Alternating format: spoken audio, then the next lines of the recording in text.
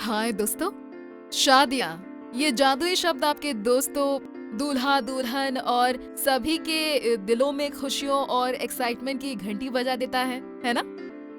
हम जानते हैं कि ग्रेट इंडियन वेडिंग किसी भी बड़ी ग्रीक वेडिंग से बहुत ज्यादा इवेंटफुल और डिफरेंट होती है। फैट, अरे बाप रे!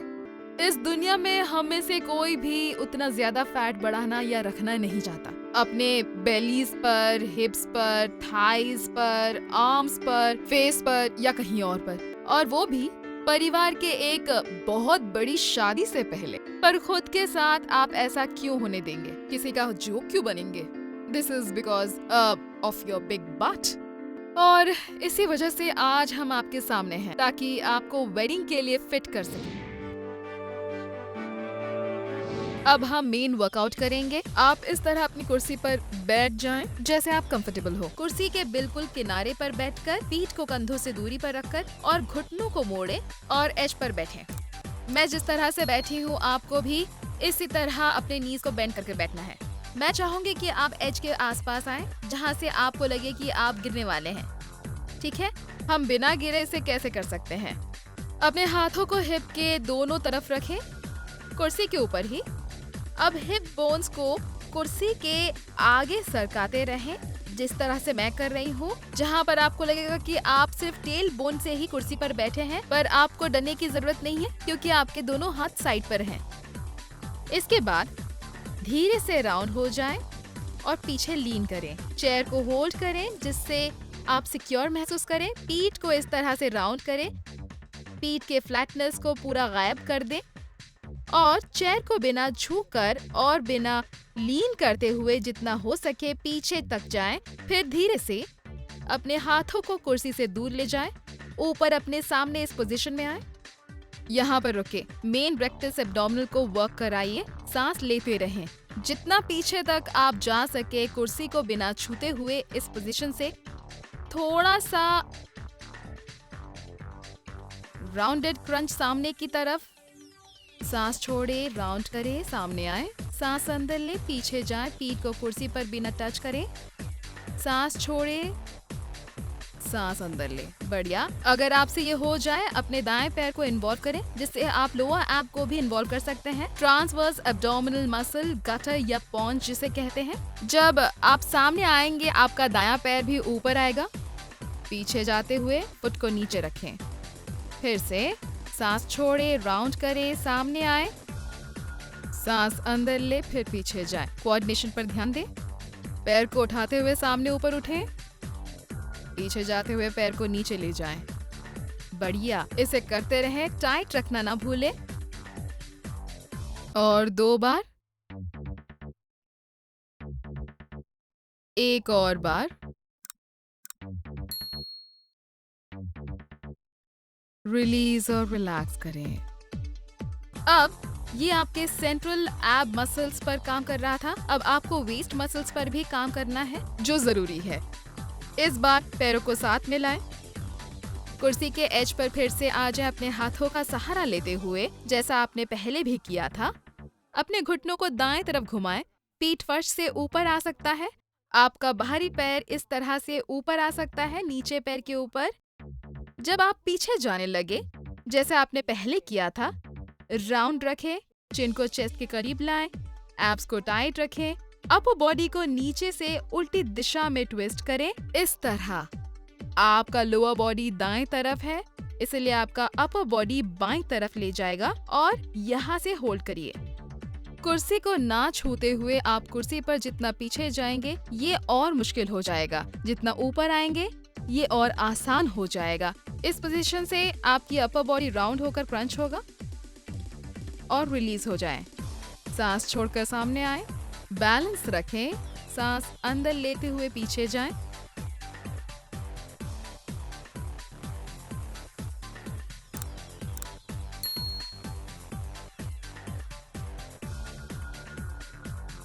बढ़िया, आपने बहुत अच्छा किया है। कैरी ऑन, और आप एब्स को अंदर रखना ना भूलें। और 3 बार यहाँ करें, 2 और बार। आखिरी बार, रिलीज और रिलैक्स करें। तो अब हम एक साइड का वर्कआउट खत्म कर चुके हैं, अब हम दूसरी तरफ भी करेंगे। चलो शुरू करते हैं। नेक्स्ट वर्कआउट के लिए कुर्सी के एज पर बैठें, पैरों को साथ में रखें, घुटनों को उल्टी दिशा में ले जाएं, आपके बाएं तरफ बिल्कुल इस तरह। आप पीछे जाने लगे, दाएं तरफ ट्विस्ट हो जाए, कंधों को कुर्सी के करीब ले जाए पर छूने ना दे। इसे 10 बार करते रहें। अपने एब्स को अंदर टाइट रखिए, सांस छोड़े, राउंड हो जाए पूरे कंट्रोल के साथ। सांस अंदर लें, पीछे जाएं, सांस छोड़े और अंदर लें। सांस को सही तरह से लेना बहुत जरूरी है। इसे जारी रखिए। ऑक्सीजन सही तरह से एक्सचेंज होना चाहिए। वर्किंग मसल्स और सर्कुलेटरी सिस्टम के बीच में ये बहुत जरूरी है। आपको ध्यान रखना होगा कि मसल्स को जरूरत के हिसाब से ही ऑक्सीजन मिलता रहे। जब उन्हें जरूरत हो तब उन्हें मिलना ज्यादा जरूरी है। होने वाला है और 2 बार।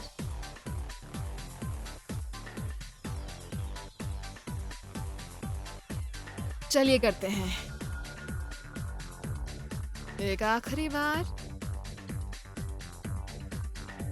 रिलीज और रिलैक्स हो जाएं। और कुछ ही हफ्ते बचे हैं शादी में और आपको बेहतरीन बॉडी चाहिए। तो अब लोअर बॉडी का आखिरी अभ्यास है और फिर हम कूल डाउन करेंगे। ये है क्वाड्रिसेप मसल्स के लिए, बट मसल के साथ और हैमस्ट्रिंग मसल के लिए भी, थाई के लगभग सब मसल्स के लिए। शुरुआत करते हैं। अपने कुर्सी के सामने आकर पैरों को फैलाएं, पैरों को कंधों की दूरी पर रखें। हम शुरू करते हैं कुर्सी पर बैठने से, मगर जब आपके पैर कुर्सी के एज को हल्का सा छू जाएंगे, मैं चाहती हूँ कि आप वहीं रुक जाएं। ये बहुत ही धीरे से स्लो मोशन की तरह है। नीचे बैठें, जाते रहें, जितना धीरे से करेंगे उतना अच्छा है। घुटनों को टोज के सामने नहीं जाने देना है। अलाइनमेंट पर नजर रखें, हिप्स को निकलने दें, नीचे जाएं। और जब आपका पैर का पिछला भाग हल्के से, ध्यान रखें बहुत ही हल्के से कुर्सी के एज को छुएं, कुछ पल के लिए रुक जाएं, नॉर्मल ब्रीथ करें, बहुत धीरे से खड़े हो जाएं, स्लो मोशन में, एकदम स्लो, पर पूरी तरह ऊपर नहीं आना है। पैर अभी भी मुड़े हुए हैं। हो गया, यहीं पर रुके और इसे दोबारा करें। इसमें पूरे लोअर बॉडी को अच्छी तरह से टारगेट किया जा रहा है, खासतौर पर फीमर बोन को कवर करने वाले मसल्स को। जो हल्का सा टच पैर के पिछले भाग का कुर्सी के एज के साथ। बट मसल्स के पावर को स्क्वीज करें, स्क्वीज करते हुए ऊपर आए। इसे दोबारा करें। इसमें पूरे लोअर बॉडी को अच्छी तरह से टारगेट किया जा रहा है, खासतौर पर फीमर बोन को कवर करने वाले मसल्स को। हल्का सा टच पैर के पिछले भाग का कुर्सी के एज के साथ। बट मसल्स के पावर को स्क्वीज करें, स्क्वीज करते हुए ऊपर आए। एक्सीलेंट। ये बहुत ही कठिन वर्कआउट था।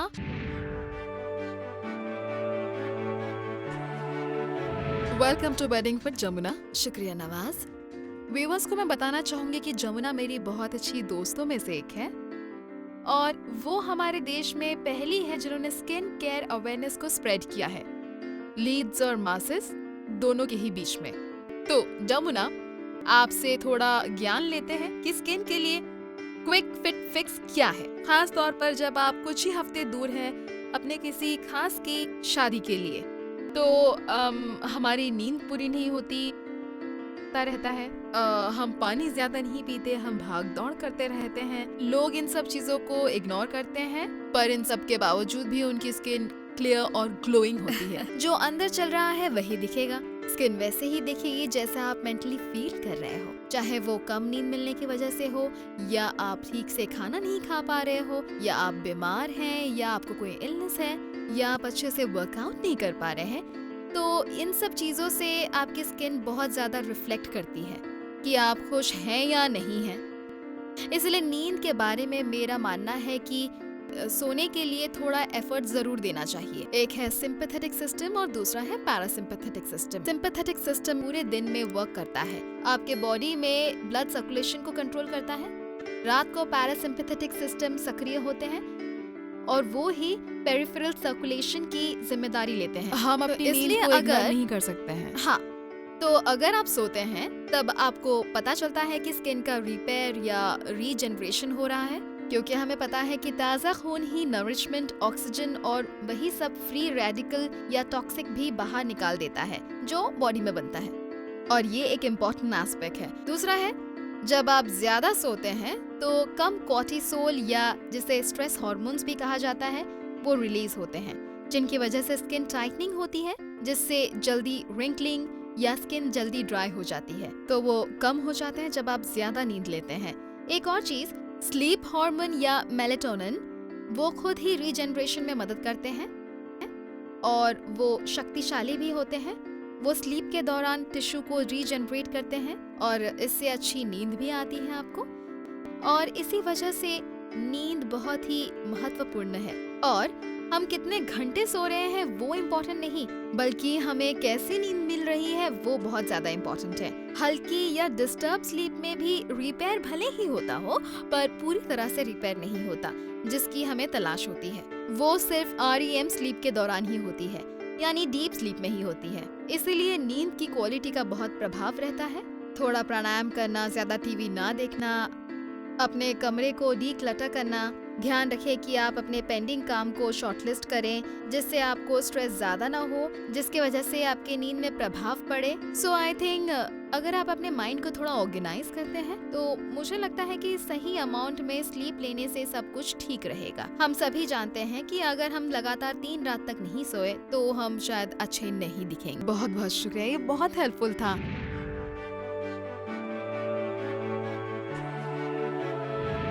सही मात्रा में फूड ना लेने से कोई भी ट्रेनिंग या स्किन केयर आपको अच्छे रिजल्ट्स नहीं दे पाएंगे। इसीलिए मेरे प्यारे गेस्ट या होस्ट या दूल्हे या मेरी प्यारी दुल्हने, अगर आप वेडिंग फिट होना चाहती हैं तो अपने टेस्ट बड्स के डिजायर के पीछे ना जाए। लुक हमें अपने प्रोसेस से गाइड करेंगे। चलिए उनसे मिलते हैं। फ्रेंड्स, अभी मेरे साथ है लुक कुटीनो।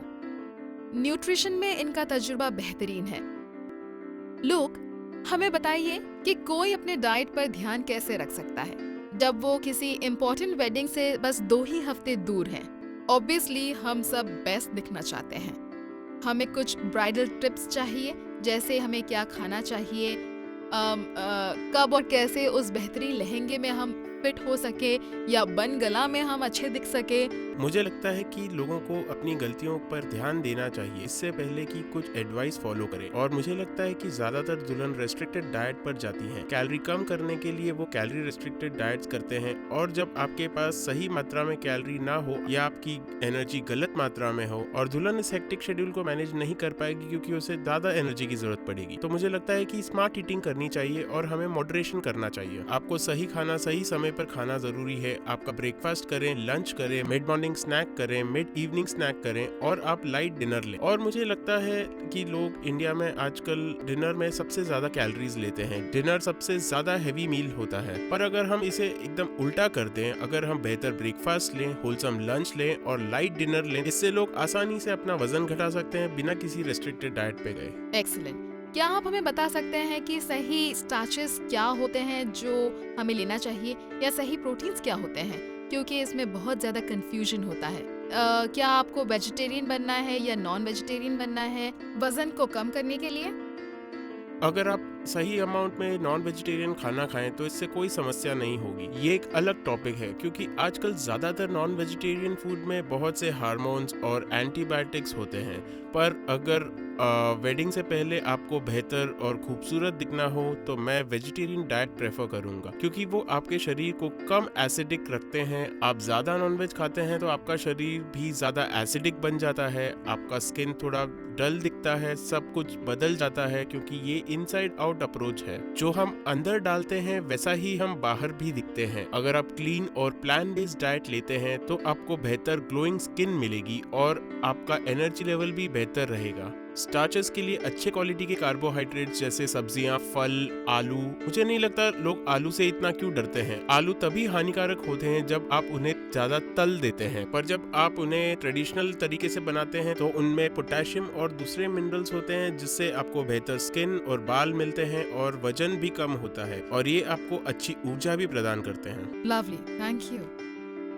अब क्या आपको ये वर्कआउट बढ़िया लगा और गहराई तक समझने वाला ये चैट और बहुत सारे डूज एंड डोंट्स जिससे आप वेडिंग फिट बन सकते हैं। हाँ, आपको अपने वर्क जरूर प्लान करने चाहिए और उसे इम्प्लीमेंट करें। आपके पास टाइम बहुत कम है, शुरू करें और जल्द से जल्द शुरू करें। वो सब बैंड बाजा जो आपकी राह देख रहे हैं, उनके मजे तभी आप ले पाएंगे जब आप स्लिम होंगे। तो इसे शुरू करें अगर आप चाहते हैं कि शादी में आप सबकी नजर में आए। मैं नवाज मोदी सिंघानिया आज के लिए साइन ऑफ करती हूँ, इस उम्मीद से कि आप हमारे वेडिंग फिट ब्रिगेड में जरूर भाग लेंगे।